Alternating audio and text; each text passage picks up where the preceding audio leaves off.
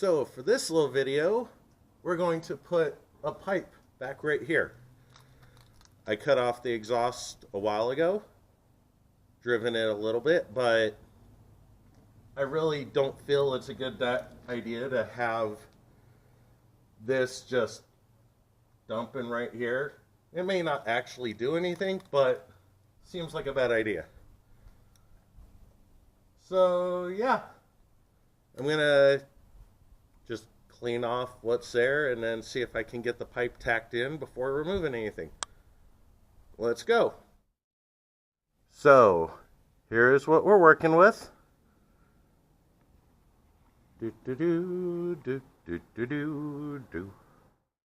And here I have it just loosely mocked into place.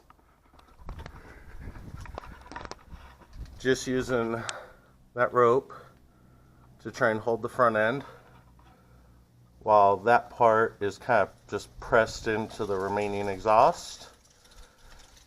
Next up is tack it together and then remove the whole piece so I can fully weld it. Let's get going.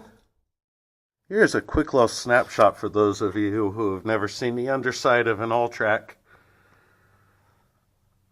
Yeah, nothing special.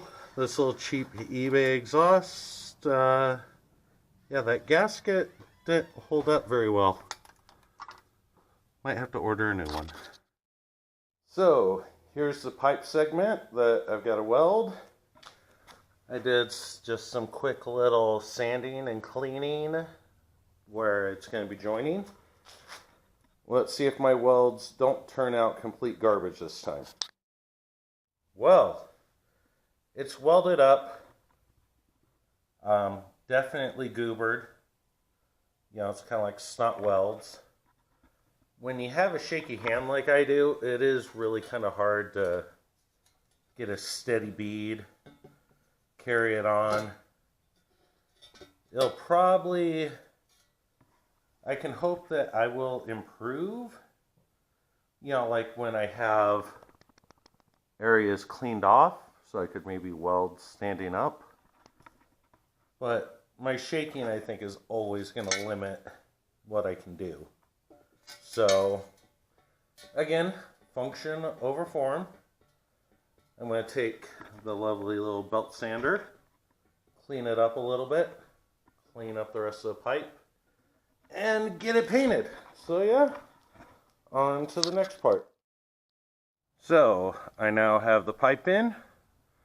Apparently, somewhere during the equation, when I had lined up this part and I put rope here to hold it in place and thought I had it positioned quite well.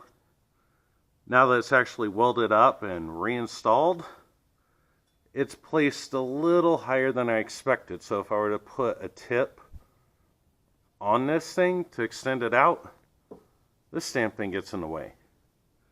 Now, how much longer that thing's going to remain on this car is now up in question. But, oh well, I've at least got the pipe on here. I'm gonna, whoops, let's get focus on here. I'm going to probably put like a strap or something to just kind of secure it so it doesn't wobble too much, although it doesn't seem too bad.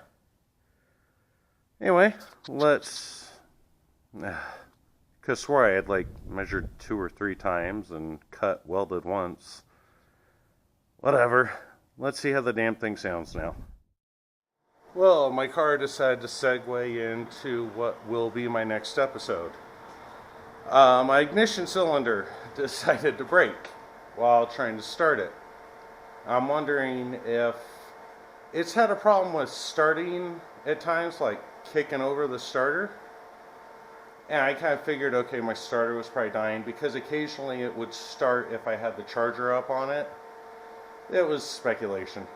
But now,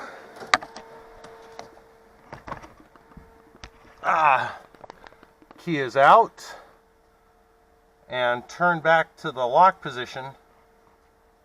But I think it's still trying to start the car.